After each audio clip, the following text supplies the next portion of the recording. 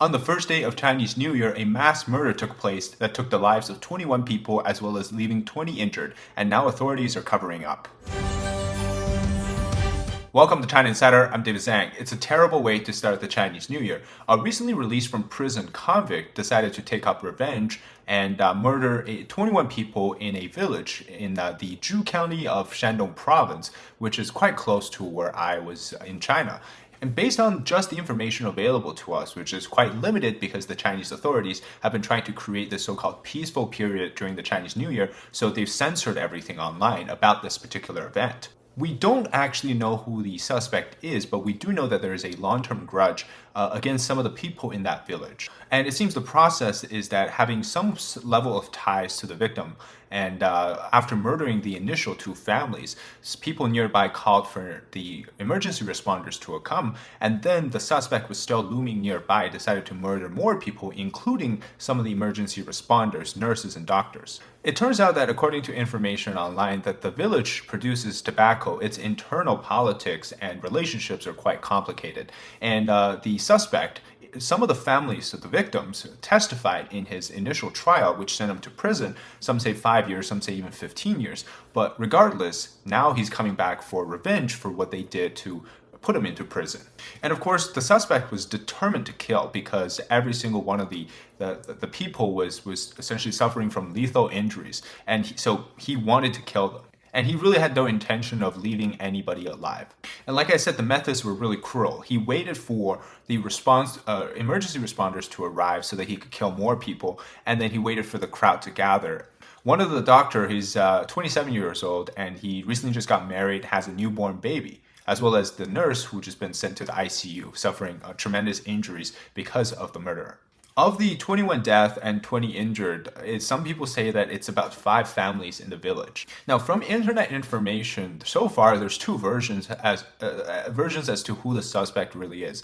The first one says that he's the sole suspect. He has a bad leg and he has some mental issues. Now that he was adopted by his uncle and he suffered abuse, later on he was bullied by his teacher in school, etc. And then he went to prison. And then when he came back, he decided to take revenge upon the two families, one of which is a family including children. Another one, the victim, the entire family has died. One of the people in the family was his teacher.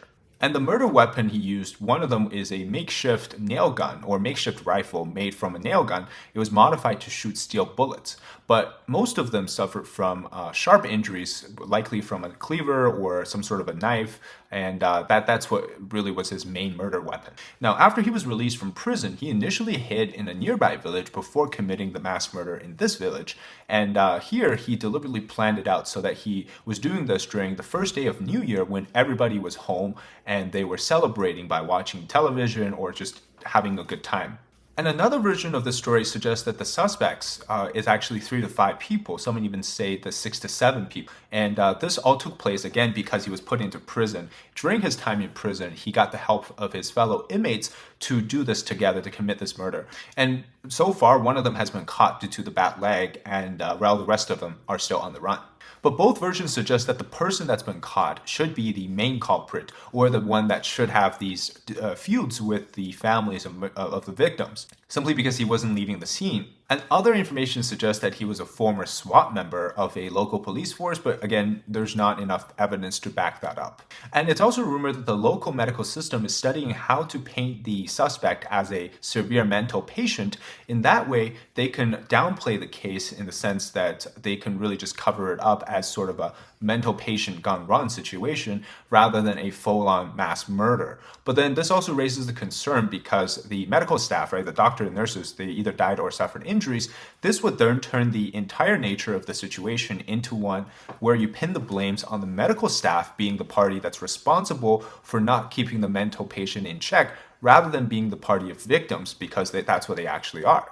And this also was confirmed by posts on Chinese social media calling for the seeking to go against the injustices of the murdered medical staff. Either way, we know that the death of anybody is not to be downplayed, especially the case that it's so often done in China that they downplay the death of the victims and they seek to cover up rather than to investigate. So any way they can reduce the size of the reactions from society, the better.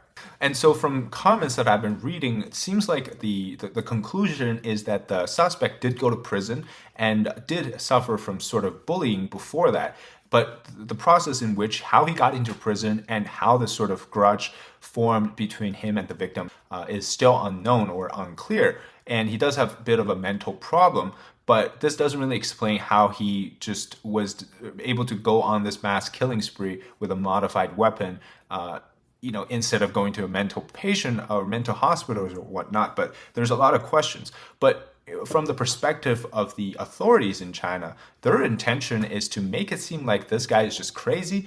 In that way, they can downplay the situation. But I mean, where were you back in when he was actually suffering from whether that's the bullying or the actual mental issue? None of that is being talked about. And of course, there isn't actually any concrete evidence backing up his mental, whether that's an assessment or his treatment records or anything like that. And obviously, in these part of China, the situation with mental health, with treatments is not so great. And this is really unjust for the victims too, right? Just because he's a mental person, what about the victims? So that their death can just be, brushed aside so that, oh yeah, blame everything on mental health. That's not how it works, right?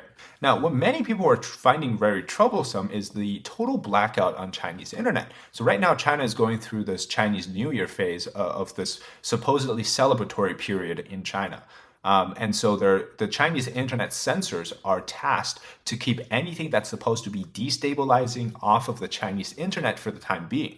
So on Weibo, for example, the search term for Zhu County, where this incident took place, you can't find any single related post for this, or there's simply these very positive praisal or very politically correct messages, nothing related to the actual incident. As well as Phoenix.com was one of the first to initially report on this, but afterwards you can find their posts are both now deleted.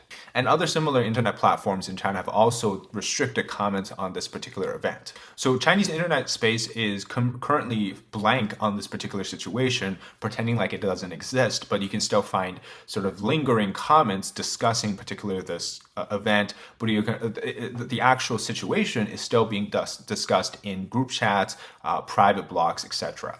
Now, this is very typical during Chinese New Year. If you remember back in 2020, the global pandemic in January was just starting, right? Everybody was very worried how it could evolve. But then the order from Xi Jinping was to keep the Chinese New Year going, despite knowing that this was going to, if it were revealed, the truth, right? That it was going to essentially end celebration for the Chinese New Year. So what happens, they gave the order to shut all information related to the virus until the New Year's passed, which by then was the end of January. And by that, it was already too late. It was spreading around the world. And so they're known to cover up, to downplay anything that happens during the New Year period in the name of so-called stability or just peace. As well as much of the recent disasters like the snow in middle part of China, the disaster there is also facing a blackout on Chinese social media.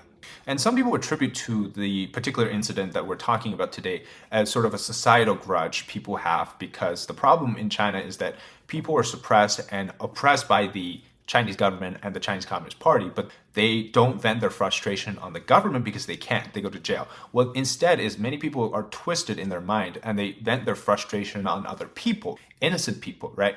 Again, I'm not trying to justify the actions of the suspect here, but I'm just sort of outlining the general thinking behind why these type of events happen. And a lot of these disputes stem from social pressure, which makes people hyper-materialistic in China. Everybody's for themselves. People eat people, right? Not literally, but figuratively. And so you see a lot of times when people lose their hope in society, they take up a cleaver and they go attack a school, kindergarten, police stations even in China. A lot of these stories get covered up or they get brushed aside because obviously they don't want this type of events to linger. If it was in America, it would be 24/7 on television if there was a mass shooting or whatnot, right? Chinese people don't need guns to commit these type of crimes. They can do so. That's why China's banning cleavers too.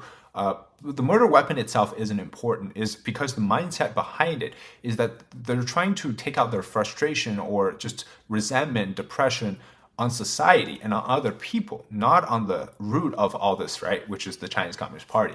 And so that's why these incidents keep happening in China. Anyways, today that's a really heavy topic and it's about the terrible way for the Chinese New Year to start in 2024. If you enjoy the content, leave a like, comment with your thoughts, and subscribe to our channel. Until next time, bye-bye.